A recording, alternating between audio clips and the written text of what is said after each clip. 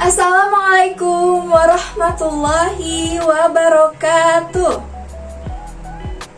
Halo anak-anak semuanya, apa kabarnya hari ini? Alhamdulillah, luar biasa, Allahu Akbar. Oke, alhamdulillah anak-anak ibu dalam keadaan sehat dan baik. Nah, sebelum memulai pembelajaran, kita absen terlebih dahulu ya anak-anak. Ibu absen, yang pertama Alicia hadir? Oke, hadir. Raza hadir? Hadir. Naufal hadir? Iya, hadir. Sasha hadir? Oke, hadir. Alhamdulillah anak-anak ibu hadir semuanya. Nah, tadi kita sudah melakukan absensi. Nah, sekarang kalian berdiri. Sekarang kalian perhatikan, apakah pakaian kalian sudah rapi? Dirapihkan ya. Oke, semuanya sudah rapih ya bajunya. Sekarang duduk kembali. Oke, selanjutnya coba perhatikan di bawah meja kalian, di bawah kursi kalian. Apakah ada sampah? Kalau ada, kalian buang ke tempat sampah. Iya, buang dulu ke tempat sampah. Oke, sudah semuanya? Oke, sudah. Selanjutnya coba duduk siap. Hap. Anak-anak, sebelum kita memulai pembelajarannya, kita berdoa terlebih dahulu ya. Silahkan KM memimpin doanya.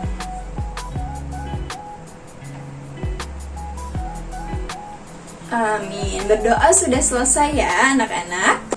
Nah, sebelum kita belajar, agar lebih semangat untuk belajar pelajaran hari ini, kita tepuk semangat terlebih dahulu ya. Tepuk semangat.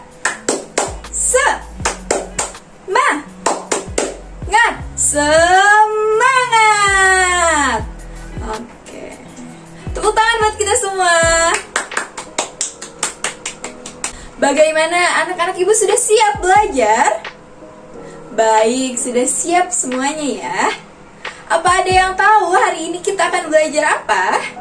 Hari ini kita akan belajar tentang kebersamaan.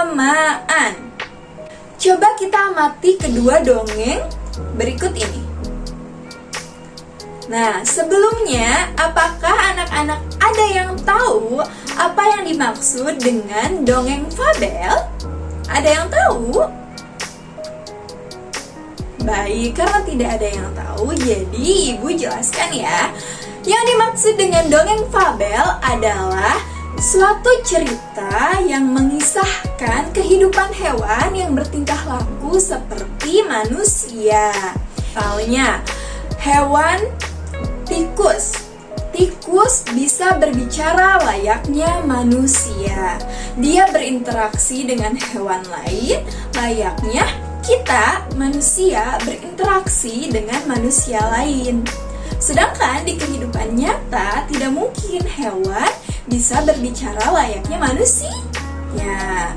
Nah, dongeng fabel ini termasuk dalam cerita fiksi atau cerita hayalan. Nah, anak-anak dalam membaca sebuah cerita, hal apa sajakah yang harus kita perhatikan sebagai seorang pembaca dalam menceritakan sebuah cerita? Ada yang tahu hal apa saja yang harus kita perhatikan? Oke, Alicia, apa jawabannya? Iya, betul. Katanya tanda baca. Apa yang dimaksud dengan tanda baca? Tanda baca adalah misalnya tanda titik, tanda koma, tanda tanya, tanda seru. Kita harus membacakannya seperti apa ketika bertemu dengan tanda baca tertentu. Misalnya bertemu dengan tanda titik. Apa yang harus kita lakukan? Yang harus kita lakukan adalah berhenti. Berhenti membacanya. Kemudian ada tanda tanya. Apa yang harus kita lakukan?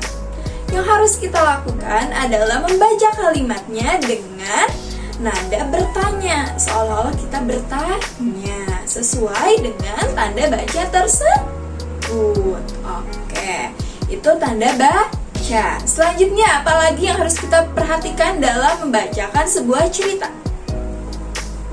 Selanjutnya ada artikulasi. Artikulasi itu apa? Artikulasi adalah kejelasan kita dalam membacakan sebuah kata. Misalnya A, I, U, E, O-nya itu harus jelas. Kita misalnya menyebutkan kata bahasa, maka mulut kita dalam mengucapkan kata tersebut harus jelas. Artikulasinya harus jelas. Misalnya jadinya bahasa, seperti itu. Selanjutnya ada apa lagi? Ada ekspresi. Iya, ekspresi itu apa ya? Ekspresi adalah mimik wajah kita dalam membacakan cerita tersebut. Misalnya, apakah kita harus bersedih, apakah harus senang, apakah harus marah. Kita harus sesuai dengan ekspresinya. Ketika kita harus membacakan sedih, ya maka ekspresi kita harus sedih. Agar apa? Agar ceritanya sampai kepada hati para pembaca, para pendengar. Oke. Selanjutnya ada apa lagi? Vokal. Vokalnya harus seperti apa? Harusnya nyaring, harus lantang. Kita dalam membacakan sebuah cerita, khususnya cerita dongeng, kita posisinya misalnya sebagai pendongeng. Nah, maka dalam menceritakan sebuah cerita, kita harus menceritakannya secara lantang. Jangan sampai kita membacanya dengan suara pelan. Itu tidak akan terdengar, maka tidak akan sampai isi ceritanya kepada para pendengar. Sudah mengerti anak-anak apa yang dimaksud dengan fabel? Hal apa saja yang harus diperhatikan dalam membacakan cerita? Sudah mengerti? Oke, sekarang Ibu akan menunjuk beberapa di antara kalian untuk membacakan sebuah cerita dongeng fabel. Judulnya yaitu Kecerdikan Menumbuhkan Kebaikan. Siapa yang mau membacakan? Oke, baik. Sasha ingin membacakan. Coba anak-anak yang lain kita perhatikan Sasha membacakan dongeng fabel yang ada di dalam buku. Oke, kita dengarkan ya, perhatikan ya anak-anak. Oke, silahkan Sasha membacakannya. Wah, bagus sekali ya Sasha yang sudah membacakan dongeng fabel yang berjudul Kecerdikan Menumbuhkan Kebaikan. Semuanya tepuk tangan untuk Sasha yang sudah membacakan dongeng fabel. Tepuk tangan.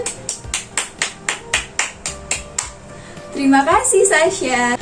Dongeng fabel memiliki tujuan, yaitu untuk memberitahukan kepada kita semua tentang moral baik dan moral buruk melalui simbol hewan.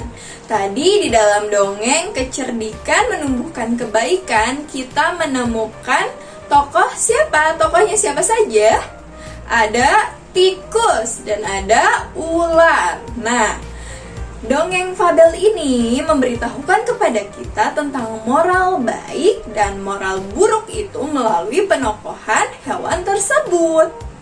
Baik, kita semua tadi sudah mendengarkan sekaligus membaca dongeng yang berjudul Kecerdikan Menumbuhkan Kebaikan. Sekarang Ibu tugaskan kepada kalian untuk menganalisis isi apa saja yang kita bisa dapatkan dari dongeng tersebut.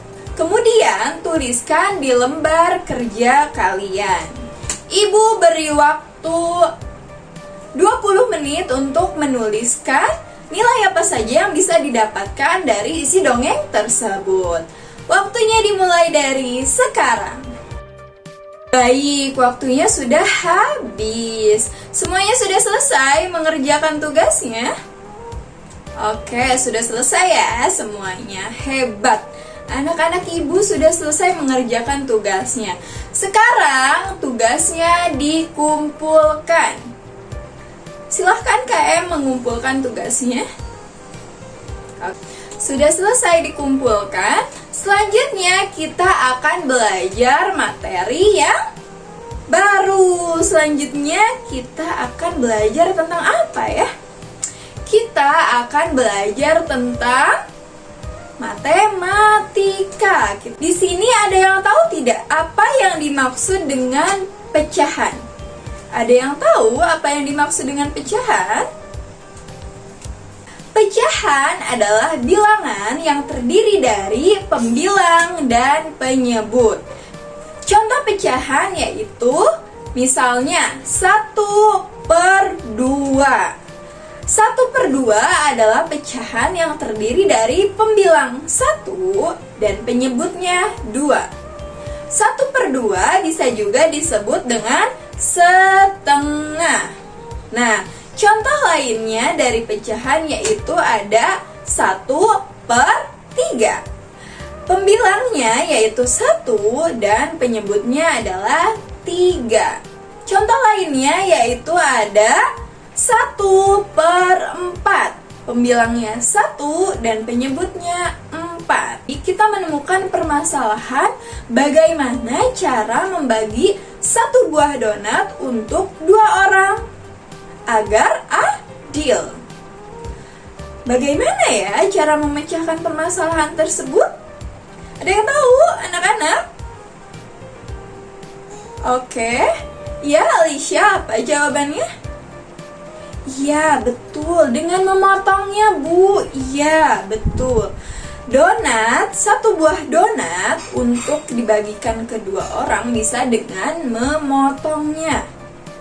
Memotongnya menjadi berapa bagian? Yaitu menjadi 2 bagian. Satu buah donat dipotong menjadi 2, maka dia menjadi setengah donat dan setengah donat. Berarti donat tersebut adalah salah satu contoh dari pecahan 1/2 atau setengah. Setiap bagian yang sudah dipotong disebut setengah bagian, setengah donat dan setengah donat.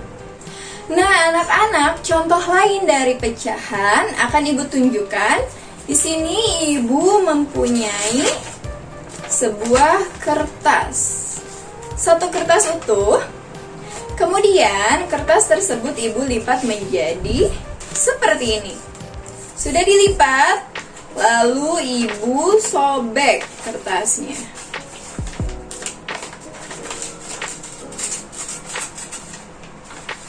Disobek kertasnya sama besar menjadi seperti ini. Nah, setiap bagian kertas yang sudah disobek tadi atau yang sudah dipotong yaitu adalah setengah, disebutnya setengah atau 1/2. Dan bagian lainnya juga disebut setengah atau 1/2. Sudah mengerti? Baik, bagus ya, sudah mengerti tentang pecahan 1/2.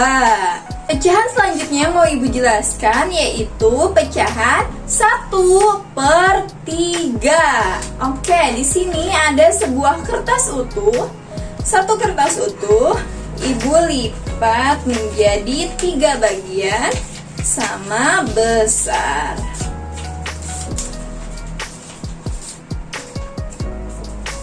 Oke, setelah dilipat, Ibu potong menjadi 3 bagian.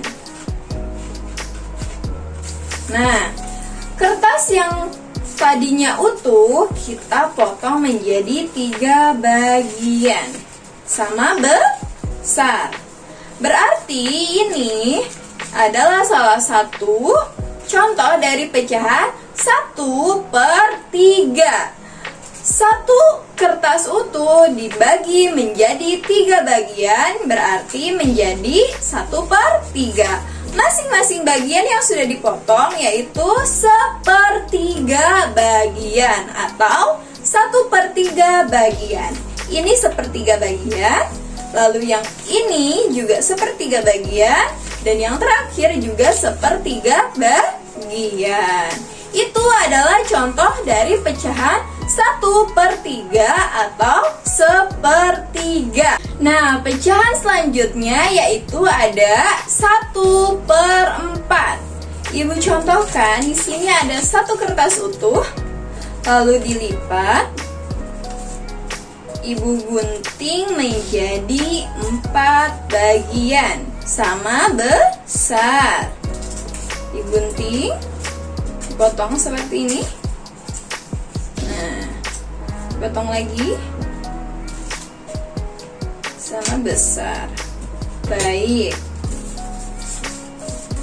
Nah, kertas yang tadinya utuh 1, lalu kita potong dibagi menjadi 4. Ini adalah salah satu contoh dari 1/4. Pecahan 1/4. Masing-masing bagian kertas yang sudah terpotong yaitu disebut 1/4 bagian atau 1/4 bagian. Ini 1/4, lalu ini juga 1/4, 1/4 lagi, dan ini yang terakhir juga 1/4. Itu adalah contoh dari pecahan 1/4. Sudah mengerti anak-anak? Hebat, sudah mengerti ya semuanya. Nah, hal yang harus kita ingat dari pembelajaran pecahan ini adalah kita bisa belajar nilai adil dengan belajar pecahan, yaitu bisa membagi hal-hal di sekitar kita sama besarnya, yaitu sama dengan sikap adil. Baik, anak-anak sudah memahami tentang pecahan. Pecahan apa saja yang tadi sudah kita pelajari? Ada pecahan 1/2, pecahan 1/3, dan pecahan 1/4. Selanjutnya kita akan belajar tentang pola irama sederhana, dan kita akan belajar tentang birama. Apa yang dimaksud dengan birama? Birama yaitu suatu ketukan nada. Ada birama 2/4, ada birama 3/4, ada juga birama 4/4. Yang akan kita pelajari pada pertemuan hari ini yaitu birama 2/4 atau ketukan 2/4. Birama itu terdiri dari ketukan kuat atau bunyi kuat dan ketukan lemah atau bunyi lemah. Anak-anak, benda yang bisa kita gunakan untuk mempraktekkan pola irama sederhana yaitu bisa panci, bisa juga gelas. Tadi kita sudah mempelajari ada bunyi kuat dan juga bunyi lemah. Bunyi kuat bisa kita sebut dengan dug, sedangkan bunyi lemah bisa kita sebut dengan tak. Jadi bisa seperti ini bunyinya, dug tak, dug tak, dug untuk bunyi kuat, tak untuk bunyi lemah. Kita coba lagi, dug tak, dug tak, dug tak. Untuk birama ketukan 2/4 bisa kita praktikan untuk menyanyikan lagu Cicak di Dinding. Ibu contohkan lagu Cicak di Dinding menggunakan birama 2/2 dengan pola irama sederhana menggunakan alat panci dan gelas. Seperti ini. Cicak, cicak di dinding, diam-diam merayap, datang seekor nyamuk, lalu ditangkap. Nah, seperti itu. Yuk, sekarang kita nyanyikan bersama-sama. 1, 2, 3.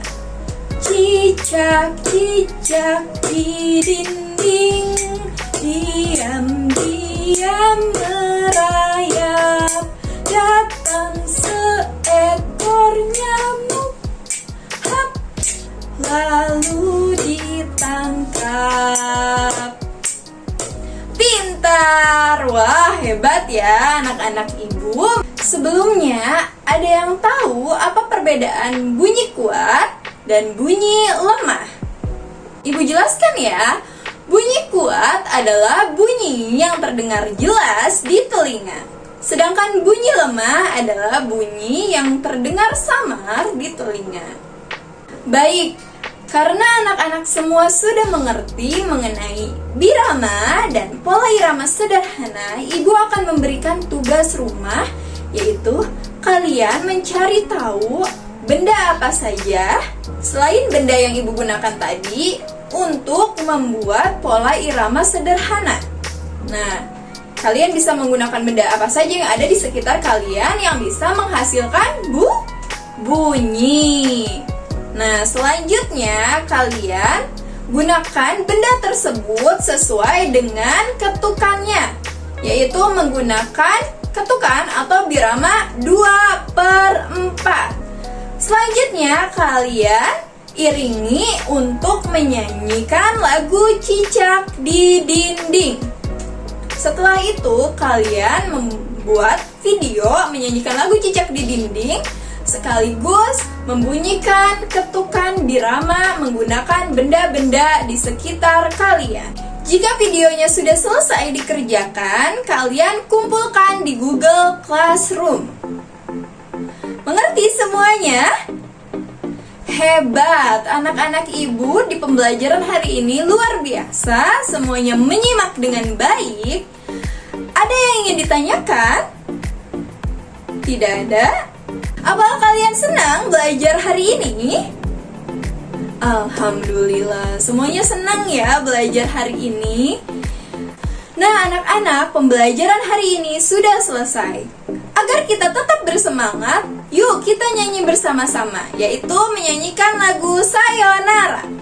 Sayonara, sayonara, sampai berjumpa lagi.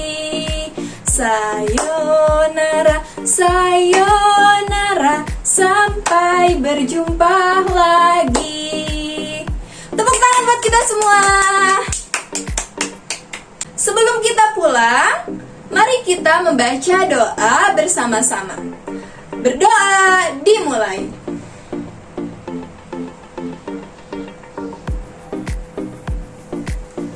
Amin. Cukup sekian pembelajaran hari ini. Kurang lebihnya mohon dimaafkan. Wabillahi taufiq wal hidayah. Wassalamualaikum warahmatullahi wabarakatuh. Sampai jumpa lagi anak-anak.